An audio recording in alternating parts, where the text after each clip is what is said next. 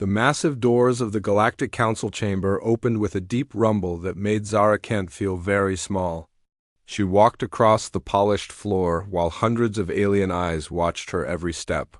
The chamber was huge and round with seats, going up in circles like an ancient theater. Each seat held a different kind of alien being, and most of them looked at her like she was some kind of interesting bug. Zara wore her best blue uniform with the Earth symbol on her shoulder. Her hands shook a little, but she kept walking toward the center of the room, where a small platform waited for her. She had practiced this moment many times, but nothing could prepare her for the real thing. The air smelled strange and metallic, and the lights were too bright. High Chancellor Vexlern sat in the biggest chair at the top of the chamber.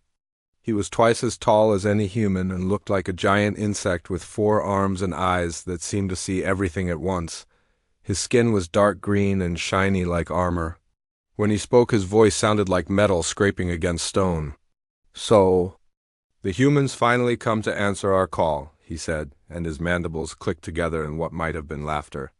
"Tell us, little creature, how does your weak species plan to fight against the combined power of 17 great civilizations?" Zara took a deep breath and tried to keep her voice steady.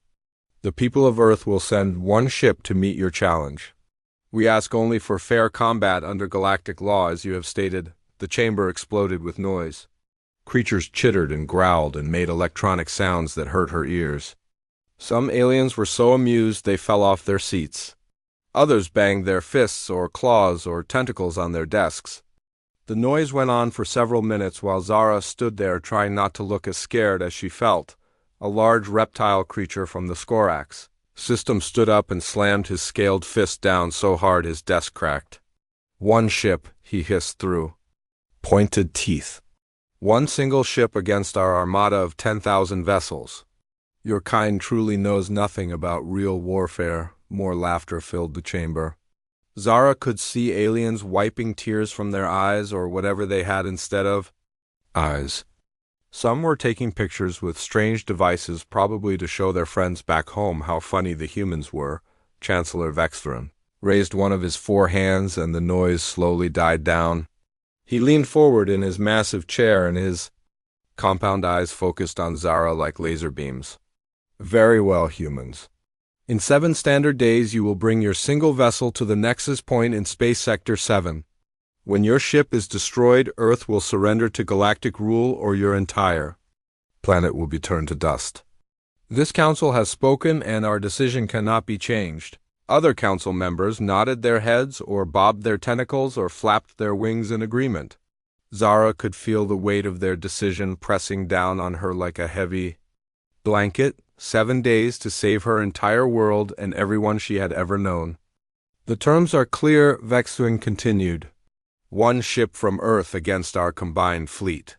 When you lose, there will be no second chances and no mercy for your kind. Your planet will become a slave world or it will become nothing at all. Zara reached into her pocket and pulled out a small communication device. She pressed a button and a tiny hologram appeared showing the weathered face of Admiral Jake Morrison. His gray hair was cut short and his blue eyes looked tired but determined. Behind him she could see the bridge of a military ship with people working at various stations. "I heard every word, Ambassador," Jake said in a calm voice that somehow made Zara feel better. "Tell them we accept their terms exactly as stated." Chancellor Vexlern looked surprised that the humans would agree so quickly. "You accept certain death for your entire species?" Jake smiled slightly, and Zara noticed something in his expression that she had never seen before. It was not fear or desperation, but something else entirely. Something that almost looked like confidence. "We accept your challenge, Chancellor," Jake said. 1 ship as you have demanded. May the best species win." The alien delegates looked at each other with confusion. They had expected the humans to beg for mercy or try to negotiate better terms. Instead, they seemed almost eager to fight a battle they could not possibly win. Zara turned off the communicator and looked up at the hundreds of alien faces staring down at her. "Earth accepts the challenge of single combat at the Nexus Point in 7 days. We will bring 1 ship, as you have requested." "Excellent," Vexlern said, and his mandibles clicked with satisfaction. In 7 days we will watch your single ship burn, and then we will claim your world. Guards escort the human back to her vessel. 2 large alien soldiers appeared beside Zara and walked her toward the exit. As they moved through the chamber, she could hear the aliens already celebrating their victory. They talked about how they would divide up Earth and what they would do with the human population, but Zara remembered the look in Admiral Morrison's eyes, and she began to wonder if maybe the aliens were celebrating too early. She had known Jake for many years, and she had never seen him give up on anything. If he was confident about this fight, then maybe he knew something the aliens did not. The doors closed behind her with a final rumble, and Zara found herself alone in the corridor outside the chamber. She could still hear the aliens laughing and talking about their easy victory. They seemed to think this would be the shortest war in galactic history. As she walked back to her ship, Zara activated her communicator again. Jake's face appeared, and this time his smile was bigger. "Jake, what are you planning?" she asked. "They have 10,000 ships with weapons we cannot even understand. How can one human ship possibly win?" Jake looked directly at her through the small screen, and his smile became almost predatory. "Because they think they know what one ship means, Zara. They have no idea what humans can do when we put our minds to it. Get back to Earth safely and watch the news in 7 days. I think you're going to be very surprised."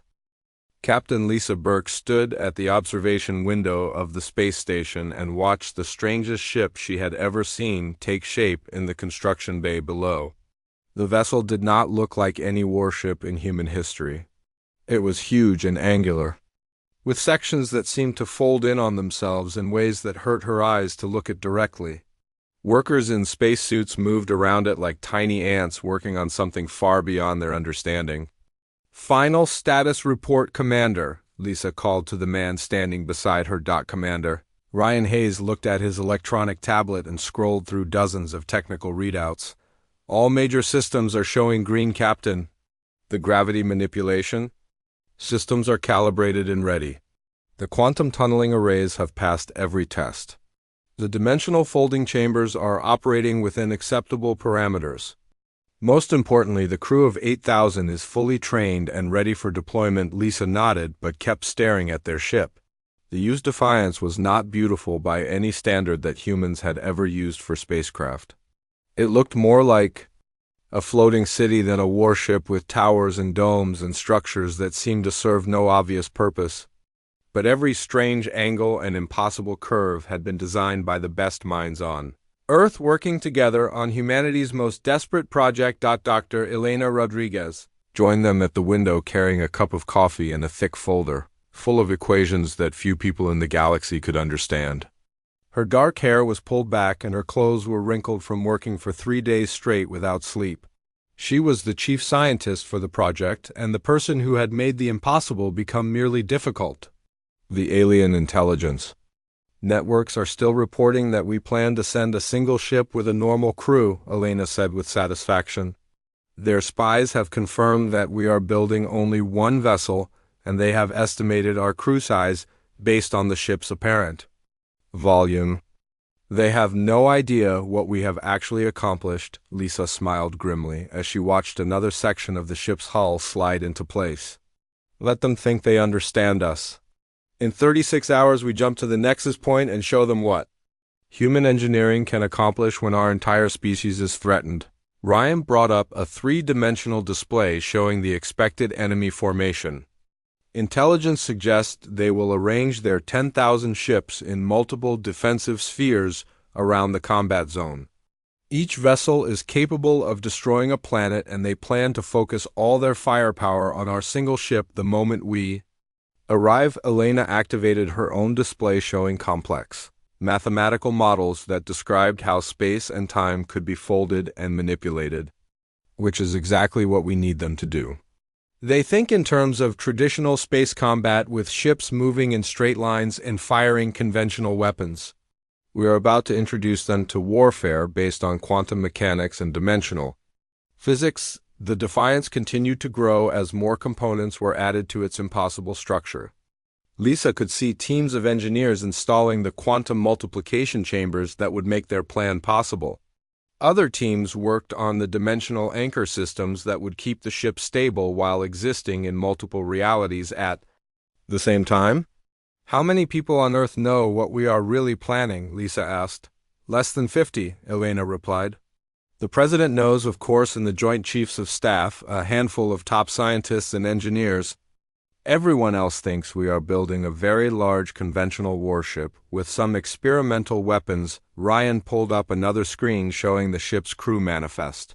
8,000 people from every nation on Earth, the best pilots, engineers, scientists, and soldiers our species has ever produced. Each one volunteered knowing they might not come home. Lisa thought about that for a moment. 8,000 people willing to risk everything for a plan that existed only in theory and computer simulations. No one had ever tried to make a single ship exist in multiple dimensions simultaneously.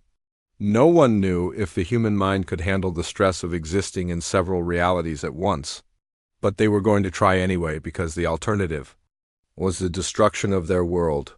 Final weapon systems check, Lisa ordered. Elena consulted her tablet again. The dimensional phase cannons are online and calibrated. The quantum torpedo systems have been tested and are ready for deployment. The reality anchor mines are loaded and prepared for release. Most importantly, the space-time manipulation core is stable and ready to begin operations, and the quantum multiplication system ready for activation, Captain. We can maintain up to 16 simultaneous dimensional copies for approximately 20 minutes before quantum coherence begins to break down. Each copy will be fully functional and capable of independent action while remaining connected to the original vessel. Ryan looked uncomfortable, as he always did when they discussed the more exotic aspects of their plan.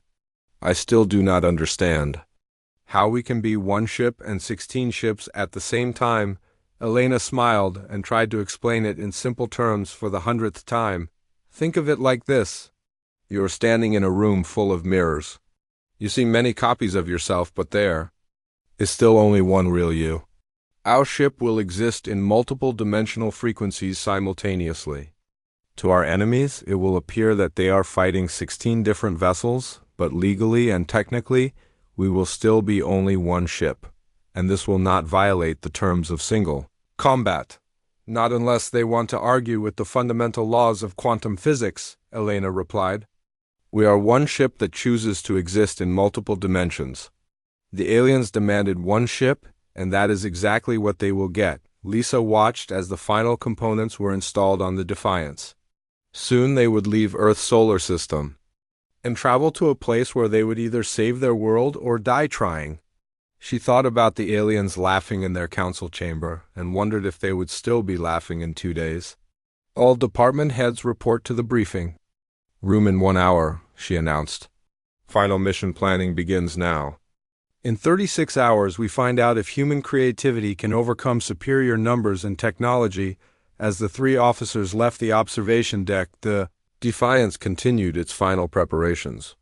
Soon, the strangest warship in human history would carry the hopes and dreams of an entire species into battle against impossible odds. The aliens expected to face one desperate ship crewed by a few hundred humans making their species' last stand. Instead, they would learn that when humans said one ship, they meant something entirely different than what the rest of the galaxy understood. They would discover that human engineers could take the laws of physics and bend them into new shapes. Most importantly, they would find out that cornering humanity was the most dangerous mistake any species could make. The countdown to the Nexus point had begun, and Earth held its breath, waiting to see if their children could save them all. The Nexus point looked like a graveyard of stars with empty space stretching in all directions, except for the massive alien fleet that had gathered to witness humanity's destruction. 10,000 ships of every shape and size imaginable hung in perfect formation, creating concentric spheres of death around the designated combat zone. Some vessels were sleek and silver like giant fish swimming through space. Others were angular and brutal, looking like weapons given the ability to fly. A few were so large they could have been mistaken for small moons. Chancellor Vextering commanded the operation from his flagship, the Destroyer of Worlds. The massive vessel was 5 kilometers long and bristled with enough weapons to crack a planet in half. Through the bridge viewports, he and his war council looked out at the empty space where the human ship was supposed to appear. The Chancellor's forearms moved restlessly as he waited for what he expected to be the shortest battle in galactic history. "All ships report ready for combat," announced his tactical officer, a thin creature with too many eyes and skin like wet leather. "Weapons are charged and targeting systems are online.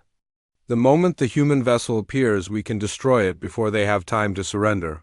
Vexthrin clicked his mandibles in satisfaction. 10,000 ships against one. It would not even qualify as a real battle, but rather an execution. Today the galaxy would know that challenging the established order meant certain death. "Sir, sensors are detecting a quantum disturbance in the combat zone," reported another officer. "The humans are beginning their final approach." "Excellent," the Chancellor said. "All ships prepare to fire on my command. Let us end this quickly and move on to claiming our new slave world." Space itself began to ripple and bend as reality strained under the pressure of the human ship's arrival. The alien commanders leaned forward in their chairs, expecting to see a desperate warship, perhaps, the size of a city district, crewed by a few hundred brave souls making their species' last stand. Instead, they witnessed something that made their various forms of blood freeze in their veins. The used Defiance emerged from its faster-than-light jump, and the aliens saw immediately that their intelligence had been completely wrong. This was not a normal warship, but a massive fortress the size of Manhattan with structures and weapons that followed no known design principles. The ship was angular and strange, with sections that seemed to fold through dimensions that should not exist, but that was not what caused the sudden silence across all alien communication channels. As the aliens watched in growing horror, space around the Defiance began to ripple again. The single human ship suddenly became 2 identical vessels, then 4, then 8. Within moments, 16 perfect copies of the massive fortress surrounded the alien armada, each one radiating the same quantum signature as the original. "Impossible," hissed the Skorax delegate from his command ship. "They said 1 ship."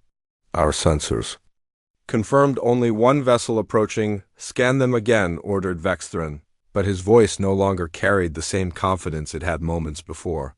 "Sir, all 16 ships show identical quantum signatures," the tactical officer reported with confusion, clear in his voice.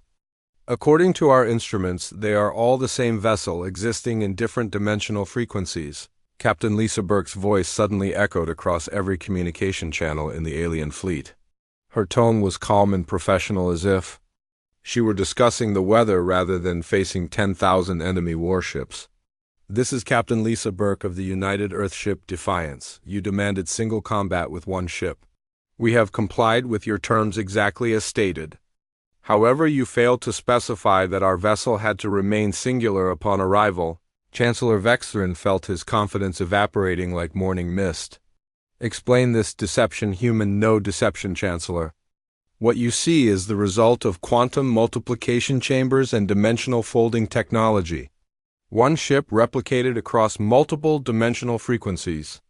We are still technically 1 vessel, just existing in several quantum states simultaneously." The alien fleet commanders stared at their instruments in growing panic. Every scanner showed the same impossible readings.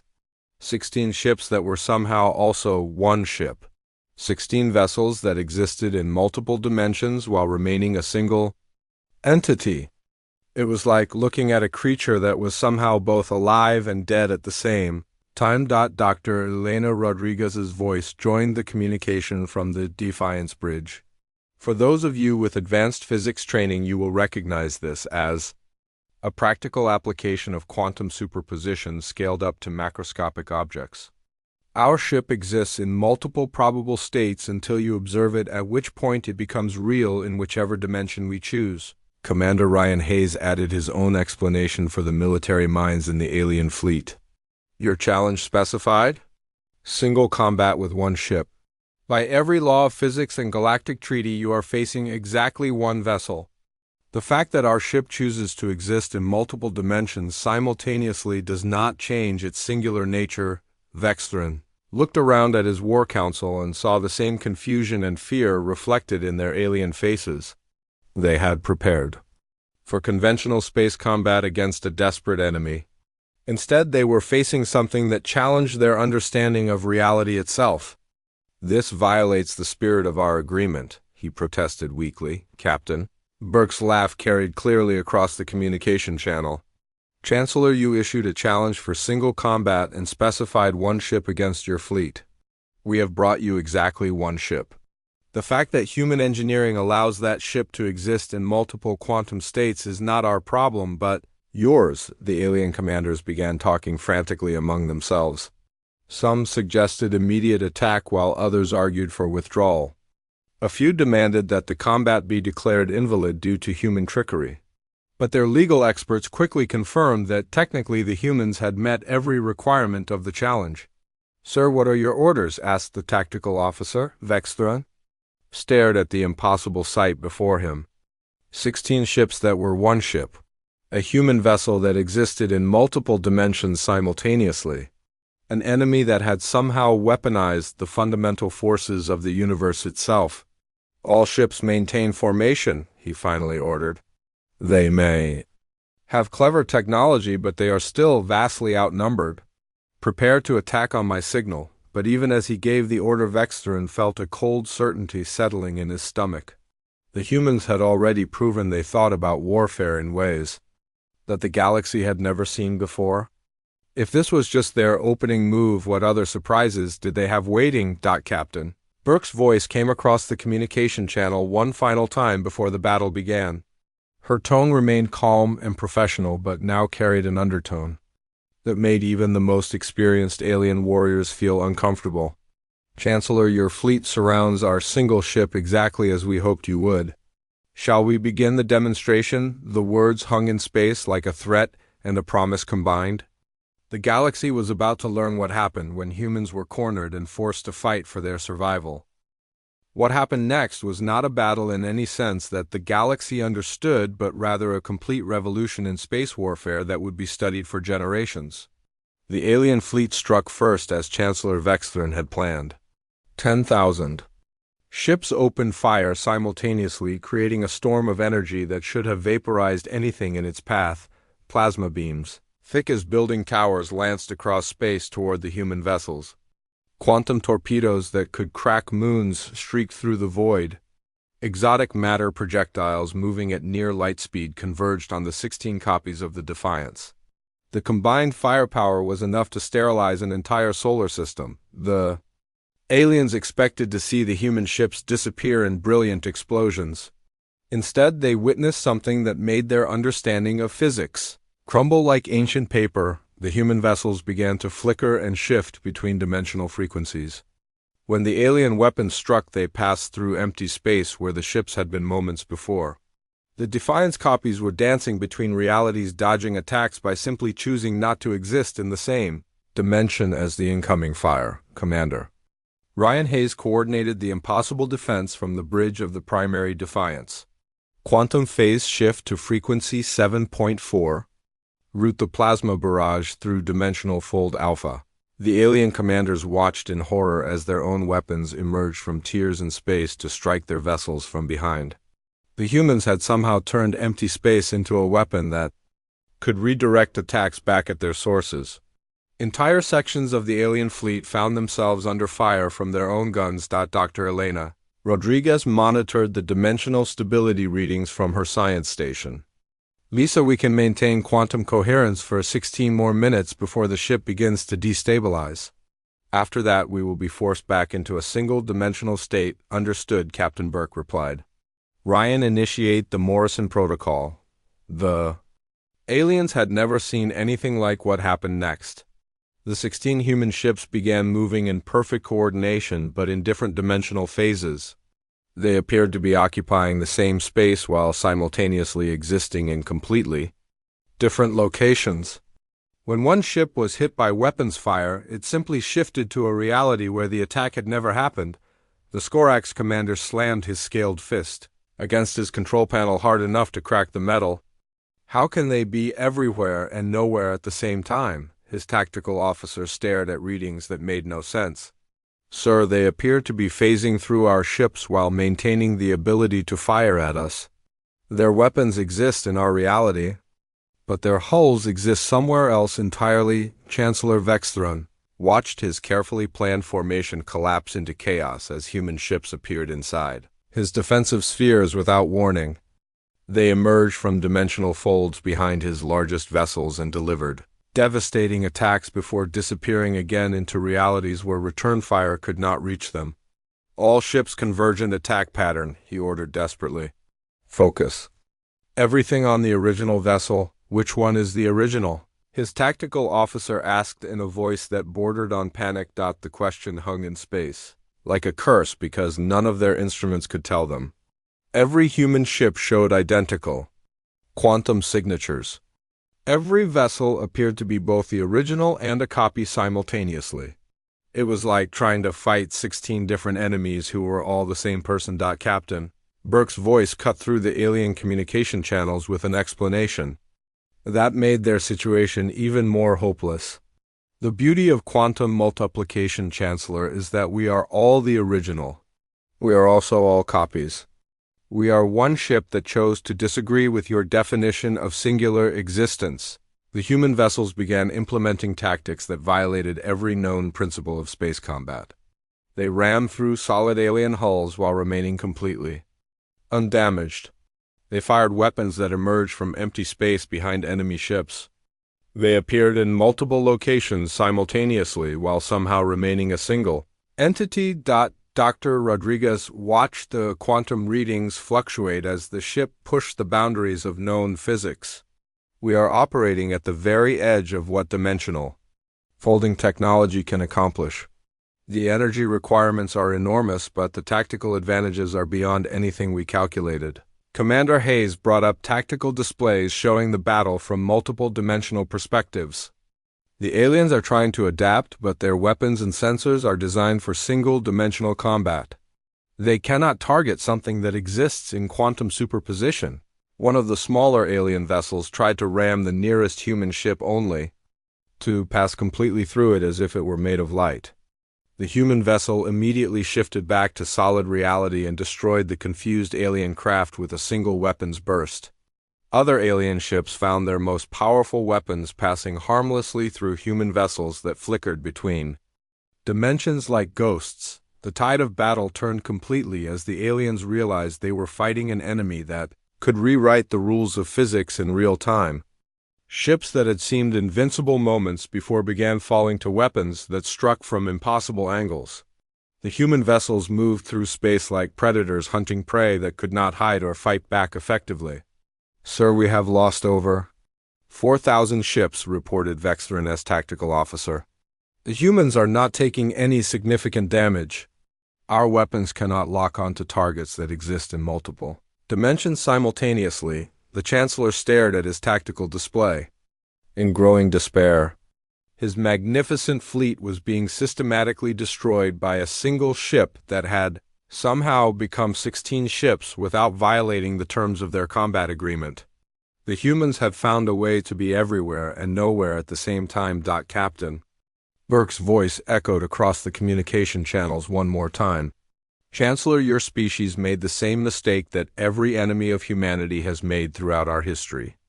You assumed our limitations were permanent rather than temporary problems to be solved. More alien ships exploded as human weapons struck from dimensions that should not exist. The carefully planned formation that was supposed to ensure quick victory had become a trap that made it impossible for the surviving alien vessels to retreat without running into each other. You saw a species that had just developed faster than light travel and assumed we were technologically inferior, Dr. Rodriguez added from the Defiance Bridge. You never considered that rapid advancement might indicate something else entirely. Humans specialize in taking impossible situations and making them merely improbable. The alien fleet began to break apart as individual captains decided that survival was more important than following orders.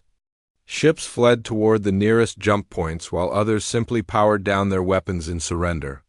The mighty armada that had gathered to destroy humanity was collapsing under the weight of tactics They could not understand or counter. Commander Hayes watched the enemy retreat with satisfaction. They designed their fleets for conventional warfare between similar technologies. Humans have spent our entire evolutionary history fighting opponents who were bigger, stronger, and better equipped than we were. We learned to compensate through creativity and the absolute refusal to accept that any situation is truly hopeless. As the battle entered its final phase, the aliens learned the most important lesson in human military history. When humanity was cornered, they did not just fight harder. They fought differently. They took the rules of engagement and rewrote them completely. They turned their weaknesses into strengths and their disadvantages into tactical opportunities. The galaxy would never again underestimate the species that sent one ship to fight 10,000 and somehow managed to win. 20 minutes after the battle began, space around the Nexus Point fell silent except for the gentle hum of the Defiance's engines and the occasional crackle of burning alien wreckage. The dimensional copies of the human ship flickered one final time before merging back into a single vessel, leaving Captain Lisa Burke and her crew alone among the debris of what had been the galaxy's most powerful armada of the 10,000 alien ships that had gathered to witness humanity's destruction. Fewer than 2,000 remained functional. Most of those were fleeing toward the nearest jump points as fast as their engines could carry them. The survivors would spread word of this battle to every corner of the galaxy, and the story would grow with each telling until it became legend. Chancellor Vextherin's flagship drifted powerless in space with its weapon systems fused and its crew in various states of shock. The mighty destroyer of worlds had been reduced to a helpless hulk by weapons that struck from dimensions it was never designed to defend against. Emergency lights flickered across its damaged hull while repair crews worked desperately to restore basic life support. The communication channel crackled to life as the Chancellor's defeated voice reached the human ship. His tone had lost all its earlier arrogance and now carried the weight of complete bewilderment. How did this happen? How did a single primitive vessel destroy the combined might of 17 advanced civilizations? Captain Burke stood on her bridge, looking out at the aftermath of humanity's introduction to galactic warfare. Her uniform was still clean and her crew looked tired but victorious. They had done something that would be remembered for as long as intelligent life existed in the galaxy. Because you made the same fundamental error that every enemy of humanity has made throughout our history, Chancellor, she replied calmly. You assumed that our limitations were absolute rather than temporary inconveniences to be overcome through ingenuity and determination. Dr. Elena Rodriguez stepped forward with her scientific mind already analyzing the broader implications of what they had accomplished. You observed a species that had recently developed faster than light travel and concluded we were technologically inferior.